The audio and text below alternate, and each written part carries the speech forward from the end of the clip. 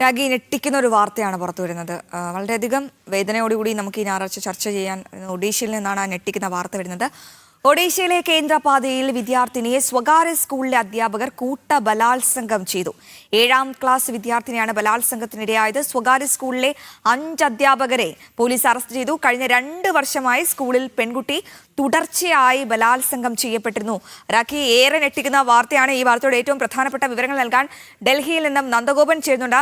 നന്ദൻ, വളരെയധികം ഞെട്ടിപ്പിക്കുന്ന വാർത്ത. ഒഡീഷയിൽ നിന്നാണ് ഈ വാർത്ത പുറത്തുവരുന്നത്. ഈ 7ാം ക്ലാസ് വിദ്യാർത്ഥിനിയെ 2 വർഷത്തിലധികമായി ഈ 5 അധ്യാപകരും പീഡിപ്പിക്കുന്നു എന്നാണോ മനസ്സിലാക്കേണ്ടത്? ഈ കുട്ടിക്ക് എന്തെങ്കിലും ആരോഗ്യപരമായ പ്രശ്നമുണ്ടോ? എങ്കിൽ ആരോഗ്യനില എങ്ങനെ തുടരുന്നു? ഒപ്പം ഈ അധ്യാപകരിലേക്ക് എങ്ങനെയാണ് എത്തിയത് പോലീസ്?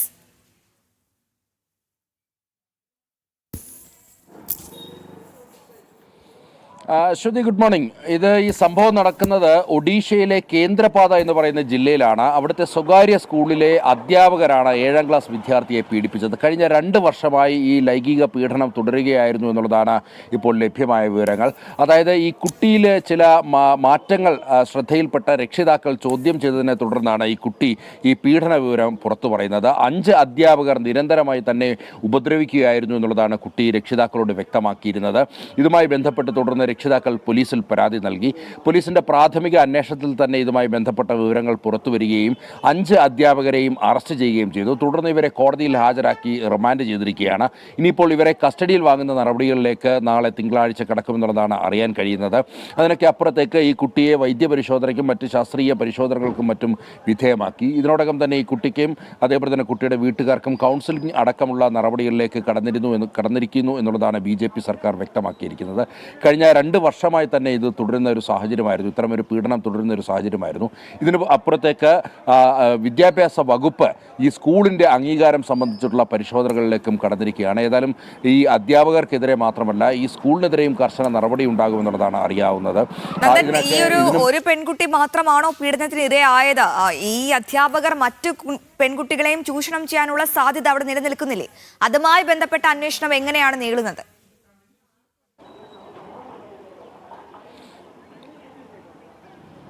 അശ്വതി, പോലീസ് വ്യക്തമാക്കുന്നത് സമഗ്ര അന്വേഷണത്തിലേക്ക് കടന്നു എന്നുള്ളതാണ്. അശ്വതി സൂചിപ്പിച്ച പോലെ തന്നെ ഇത് ഒരു വിദ്യാർത്ഥിയിൽ ഒതുങ്ങാനുള്ള സാധ്യതയില്ല. അതുകൊണ്ട് തന്നെ കൂടുതൽ വിദ്യാർത്ഥികൾ ഇതിന് ഇരയായി, പീഡനത്തിന് ഇരയായിട്ടുണ്ടാകുമെന്നുള്ളതാണ് പോലീസിൻ്റെ അനുമാനം. നിലവിലിപ്പോൾ ഈ വിദ്യാർത്ഥികൾക്ക് കൗൺസിലിംഗ് നൽകുന്ന നടപടികളിലേക്ക് കടന്നിരിക്കുകയാണ്. അതായത് മറ്റ് സ്കൂളിലെ ഈ കുട്ടിയുടെ തന്നെ മറ്റ് ക്ലാസ്സിലെ വിദ്യാർത്ഥികൾക്കും സഹപാഠികൾക്കുമൊക്കെ കൗൺസിലിംഗ് നൽകുന്ന നടപടികളിലേക്ക് കടന്നിരിക്കുകയാണ്. ആ കൗൺസിലിംഗ് നൽകുന്നതിലൂടെ ഏതെങ്കിലും രീതിയിൽ കൂടുതൽ വിദ്യാർത്ഥികൾ ഇതിന് ഇരയായിട്ടുണ്ടോ എന്നുള്ളത് മനസ്സിലാക്കാൻ കഴിയുമെന്നുള്ളതാണ് പോലീസ് വ്യക്തമാക്കുന്നത്. ഇതുമായി ബന്ധപ്പെട്ട നടപടിക്രമങ്ങളിലേക്ക് കടന്നിരിക്കുന്നു. ശക്തമായ നടപടിയാണ് BJP സർക്കാർ നിർദ്ദേശം നൽകിയിരിക്കുന്നത്. പോലീസിൻ്റെ ഭാഗത്തു നിന്നും ഒരുതരം വീഴ്ചയും ഉണ്ടാകരുത് എന്നുള്ളതും BJP സർക്കാർ നിർദ്ദേശം നൽകിയിട്ടുണ്ട്. ഏതായാലും 5 പേരുടെ അറസ്റ്റ് രേഖപ്പെടുത്തിയിട്ടുണ്ട്. ഇനി ഇവരെ വിശദമായി തന്നെ ചോദ്യം ചെയ്യുമ്പോൾ ഒരുപക്ഷെ കൂടുതൽ വിദ്യാർത്ഥികൾ ഇവർക്ക് ഇരയായിട്ടുണ്ടോ എന്നുള്ളത് അറിയാൻ കഴിയും. ഏതായാലും ഇതുമായി ബന്ധപ്പെട്ട നടപടികൾ പുരോഗമിക്കുകയാണ്. ശരി നന്ദൻ, വിവരങ്ങൾ വ്യക്തമാണ്. എന്തായാലും വളരെയധികം ഞെട്ടിക്കുന്ന വാർത്തയാണ്. നമ്മെ വല്ലാതെ അലോസരപ്പെടുത്തുന്ന, അസ്വസ്ഥപ്പെടുത്തുന്ന. നമ്മുടെ കുട്ടികൾ സ്കൂളിലും സുരക്ഷിതരല്ല. 7ാം ക്ലാസ് വിദ്യാർത്ഥിനിയാണ്. അതും 2 വർഷമായി തുടരുന്ന ബലാത്സംഗമാണ്. കുട്ടിക്ക് ഒരുപക്ഷെ മനസ്സിലാക്കാൻ സാധിക്കുന്നുണ്ടായിരുന്നില്ലായിരിക്കും എന്താണ് തനിക്ക് മേൽ സംഭവിക്കുന്നത്. അധ്യാപകരാണല്ലോ.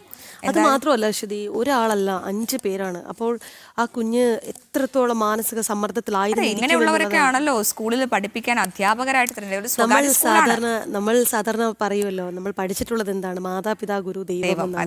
ദൈവത്തിന് പോലും ഗുരുവിനപ്പുറമാണ് സ്ഥാനം, അല്ലേ? അതെ, എന്തായാലും ഇനിയിപ്പോൾ അങ്ങനെ നമുക്ക് പറയാൻ പറ്റാത്തൊരു സാഹചര്യമാണ് ഒഡീഷയിലെ ഈ ഒരു സംഭവത്തിലൂടെ മനസ്സിലായിരിക്കുന്നത്. കേരളത്തിലും ഇത്തരത്തിലുള്ള സംഭവങ്ങൾ ഉണ്ടായിട്ടുണ്ട്. പക്ഷേ ഒഡീഷയിലെ ഒരു സ്വകാര്യ സ്കൂളിലാണ്. ഈ സ്കൂളിന് ലൈസൻസ് ഉണ്ടോ, ഈ അധ്യാപകരൊക്കെ കൃത്യമായി പരിശീലനം ലഭിച്ച അധ്യാപകരാണോ എന്നതിലടക്കം അന്വേഷണം വേണം. അതിലുപരി മറ്റ് വിദ്യാർത്ഥിനികളെയും ഇതുപോലെ ചൂഷണത്തിന് ഇരയാക്കിയിട്ടുണ്ടോ, അവർക്കടക്കം കൗൺസിലിംഗ് നൽകണം എന്നുള്ളതാണ്. ഇതൊരു സാഹചര്യമാണ് എന്തായാലും, അല്ലേ? അതെ, ഈ കുട്ടിയെ എവിടെ വെച്ച് പീഡിപ്പിച്ചു?